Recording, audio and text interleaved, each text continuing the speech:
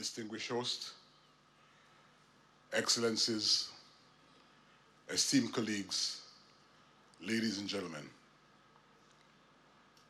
For my team and I, it is a pleasure and an honor to be here with you in New Delhi for this, the DPI Conclave, co-hosted by the Observer Research Foundation, Carnegie, India, and the India Ministry of Foreign Affairs.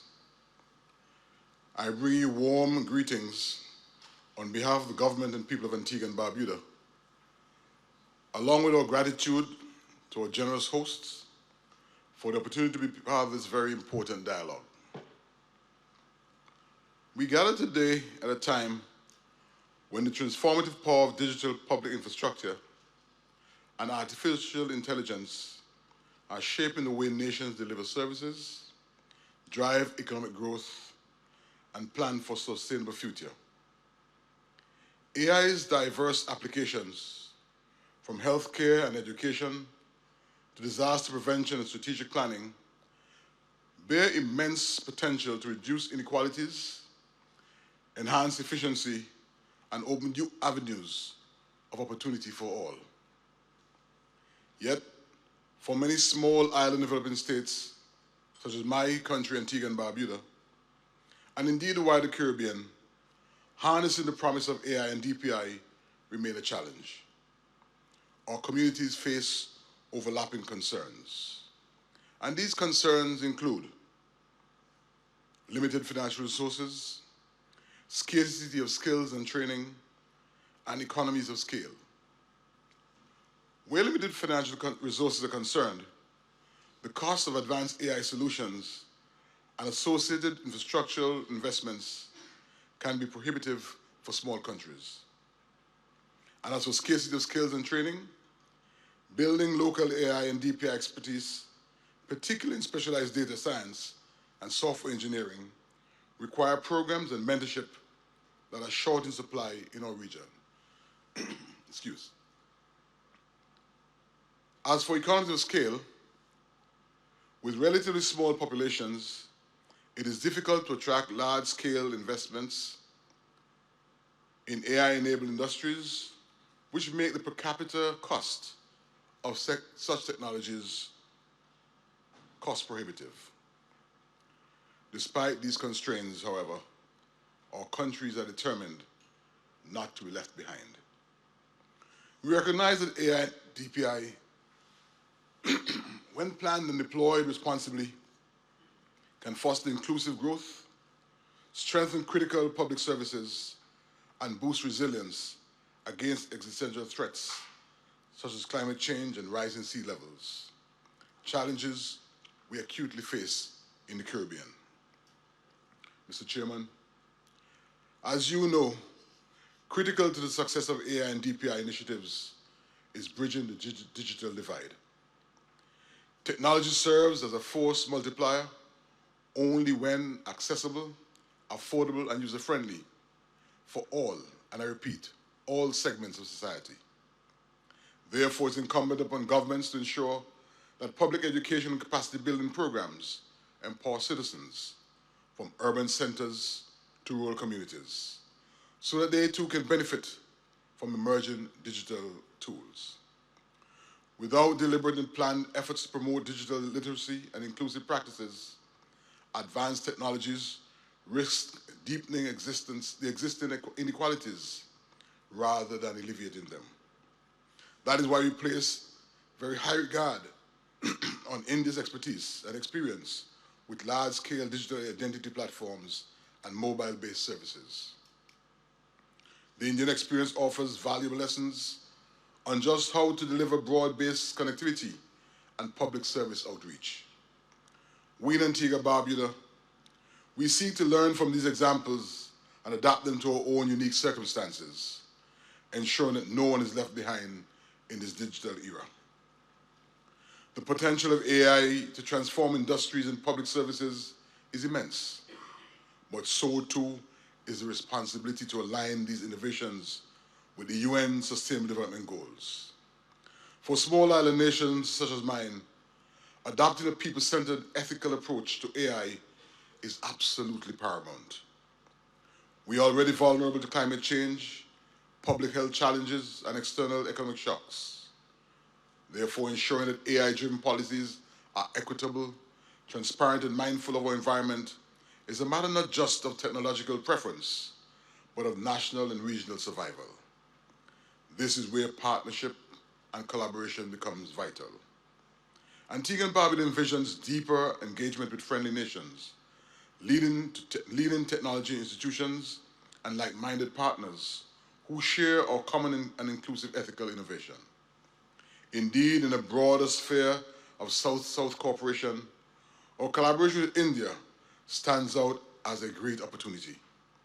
India's remarkable strides in AI and DPI, coupled with its real-world applications in governance, health, agriculture, and financial inclusion, offer a pristine blueprint for sustainable progress.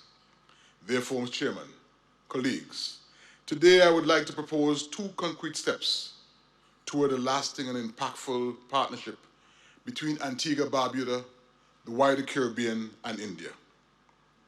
First, we invite India's institutions, both governmental and non-governmental, to consider using Antigua and Barbuda as a test site, a case study for scalable AI and DPI solutions tailored to small island states.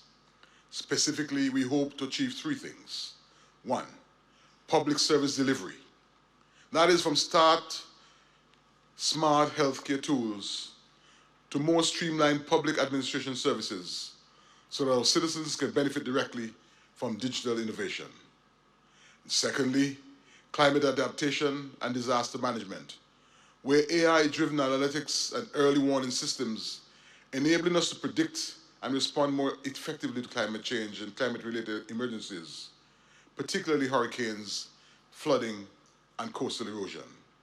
And thirdly, sustainable development strategies, where we leverage AI to design climate-resilient infrastructure, support sustainable tourism, and manage marine resources responsibly.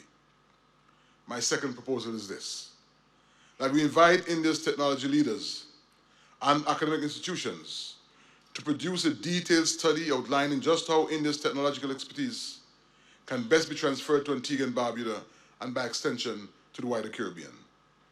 We envisage this study addressing, among other things, the training and capacity building, where through collaborative programs with the University of West Indies campus in Antigua, where there's a nascent AI studies center emerging, that our people, especially our youth, can be trained in critical and crucial AI and data science skills. Strategic financing and partnerships, where we identify innovative funding mechanisms, including private-public partnerships, South-South financing, and engagements with international development agencies.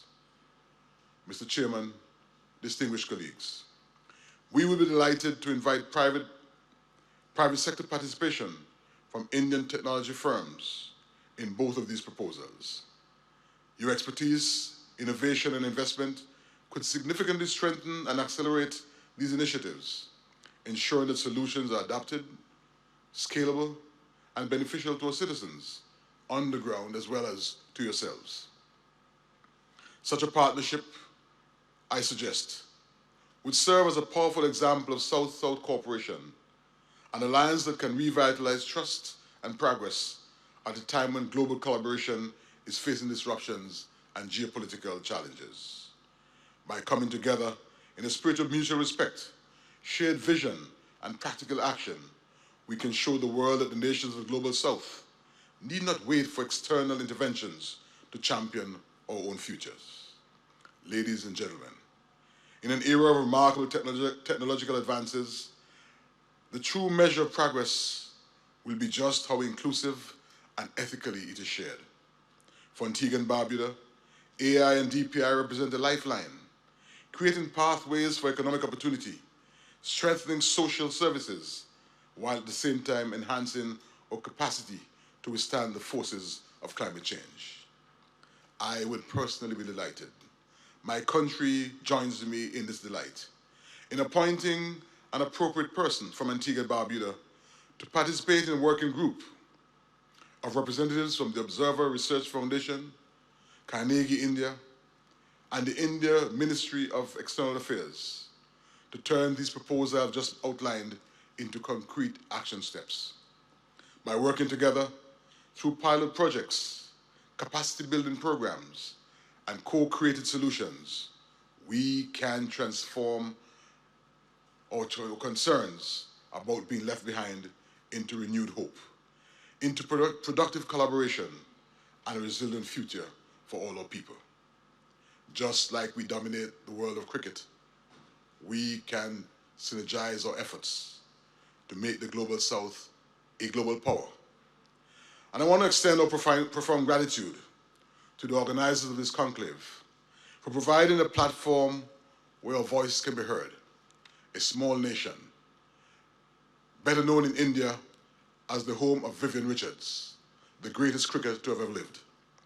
May our discussions here in New Delhi spark innovative pathways, ensure that no one and no nation is dismissed or abandoned in this digital age of opportunity and potential prosperity.